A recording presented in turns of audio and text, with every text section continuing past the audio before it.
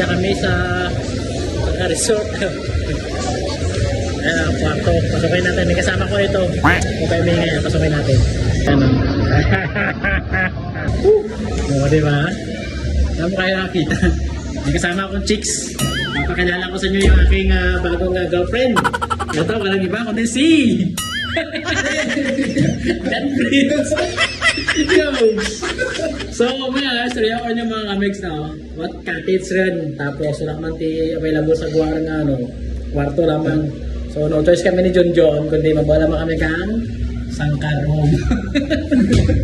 Tama ka.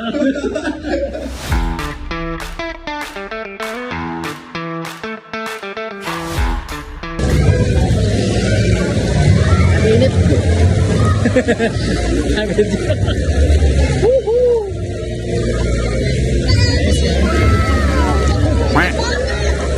Enjoy na naman mga kabos ay kini ramig. Init ang adlaw pero ramig ang swimming pool so nang enjoy lang.